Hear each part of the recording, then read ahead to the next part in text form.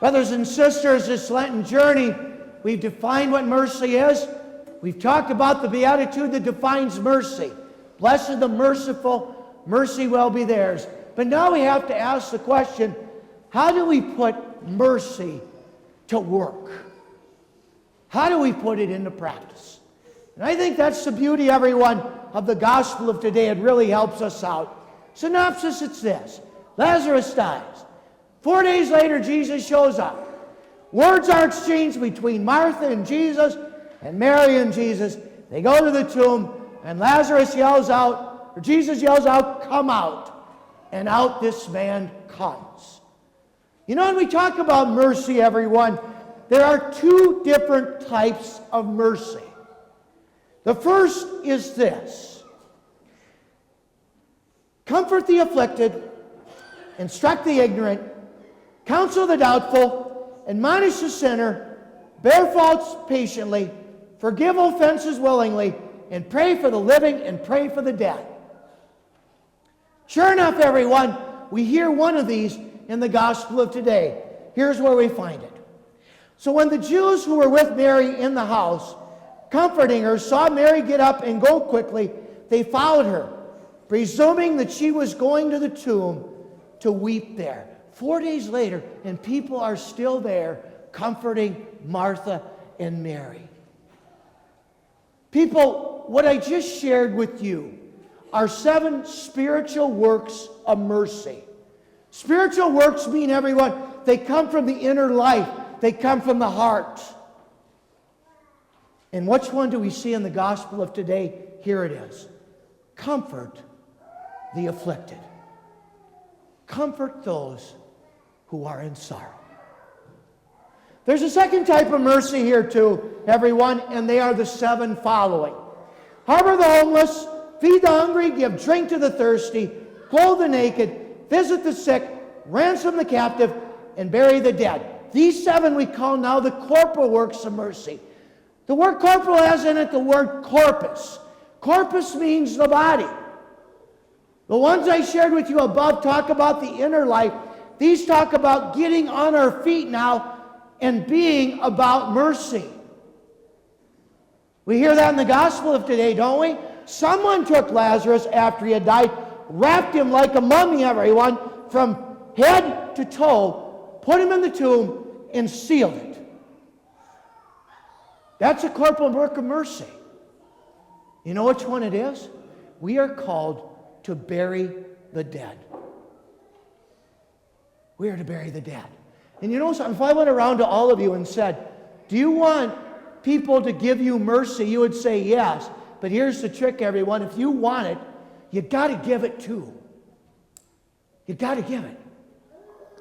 Here's what Shakespeare, of all people, says about mercy. Shakespeare. Mercy is a two-way street. It is not something we do to others. It is a way in which we share together with others the human condition. So that words such as brother and sister are not simply a manner of speaking, but a manner of living. Mercy isn't something we do to others. It is something we do with others. It is what we do to share this human nature. And with that in mind, I want to read to you a story today, everyone. Yes, it is a story about, of all people, get this, the Green Bay Packers. The Green Bay Packers. Here's the story. It centers on Father Lesh. Father Lesh is a priest of the Marian Fathers of the Immaculate Conception and a missionary in Rwanda, Africa.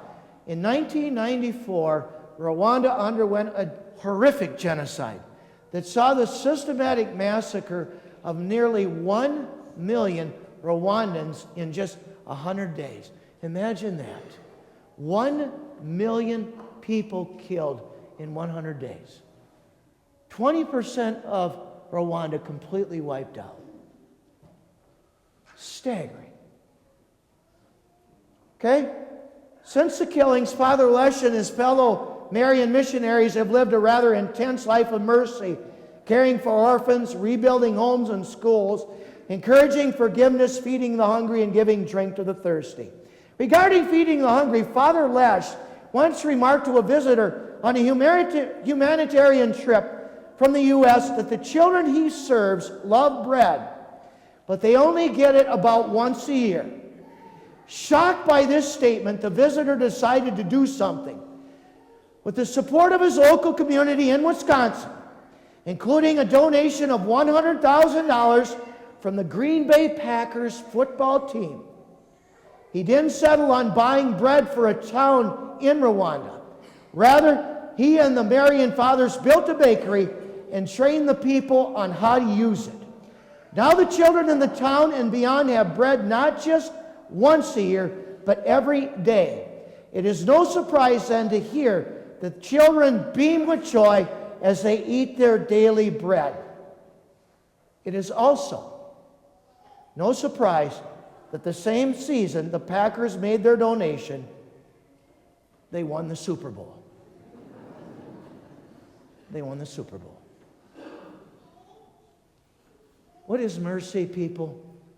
Mercy is looking into a heart and seeing the misery our sin has caused. Next week, Jesus does something about it. He comes, he dies. He dies. He got on his feet and did something. You know, his heart, everyone, is to be our heart too. And remember, the more that you give, the more you receive. Let's just condense it down to this simple picture for you. Let's pretend you die and you go to, on Judgment Day, you stand before God. And God says, you know something, during your lifetime, 20,000 children died each day due to hunger-related diseases or concerns. What did you do about it? And each one of us stands there and says, well, the people around me, they seem to be doing fine, so they're not my children. And God says, you're right, they're my children. And I put you on the earth at this time to do something about it. What did you do? Man, what would you say? Tensions and thoughts are nice, people, and they're good, but they're not enough. Got to get on our feet. Got to do something. Isn't that what Holy Week teaches us? Jesus got on his feet, and he died and rose.